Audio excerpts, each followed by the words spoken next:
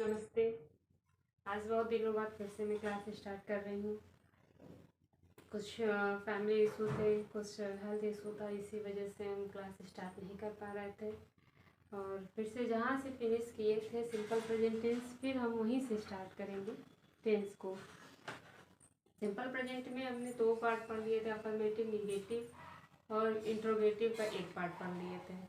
Let's start simple present. पहले पढ़ा affirmative,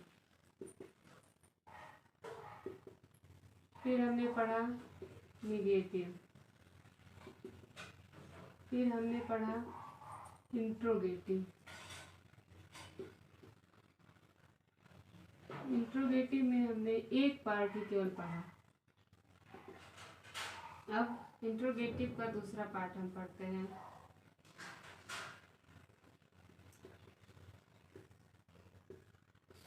interrogative part 2।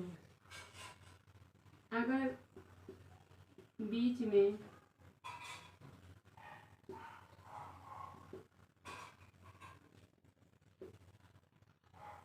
प्रश्नवाचक शब्द आ जाए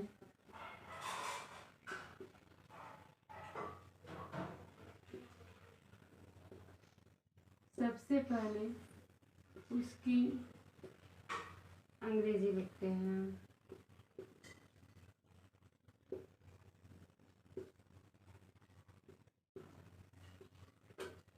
जैसे कि व्हाट हो गया, व्हाट मीन्स क्या, व्हेन हो गया मतलब कब, वाई हो गया मतलब क्यों, फिर हाउ हो गया मतलब कैसे,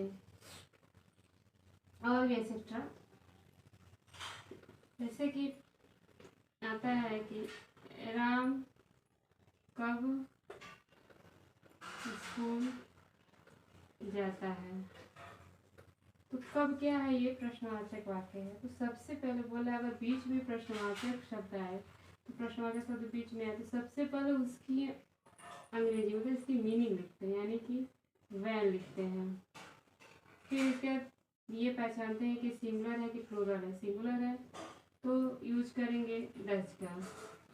फिर हम सब्जेक्ट यूज करेंगे राम, फिर गो टू स्कूल। ठीक, इसका बेसिक फार्मूला होता है, इसका फार्मूला होता है नंबर 1 रूल इसका होगा पहले WH, इसको एक और फॉर्म बोलते हैं WH फॉर्म। फिर उसके बाद सिंगुलर और प्लूरल के हिसाब से डू और डज का use. Do does plus subject plus verb first form plus object plus question mark, ये आपका फार्मूला है। जब भी कोई बीच में शब्द आएगा उसको बोलते हैं WH फॉर्म। जैसे WH WH WH HW, मतलब WH का कॉम्बिनेशन रहेगा। WH फॉर्म इसको बोलते हैं। जैसे कि हो गया कि मोहन क्या खाता है, मोहन क्या खाता है। ठीक है, अब ये आ गया कि मोहन क्या खाता है, तो क्या हो गया, ये प्रश्नवाचक वाक्य हो गया। प्रश्नवाचक वाक्य हो गया तो बोल रहा है ना, अगर बीच में प्रश्नवाचक शब्द आया तो बीच में प्रश्नवाचक आया क्या, तो क्या की मीनिंग क्या होगी, व्हाट। यहाँ पे लिखेंगे व्हाट। फिर उसके बाद बोल रहा है कि सब्जेक्ट डू या डज सब्जेक्ट के हिसाब से लगता है, तो मोहन क्या है, ये सिंगुलर है तो इसमें लगेगा आपका डज।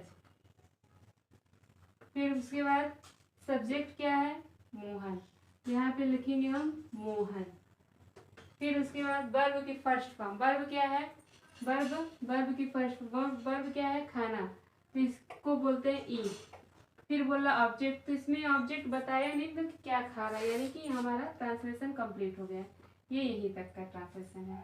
ठीक है, इसी तरीके से कि मैं क्यों किताब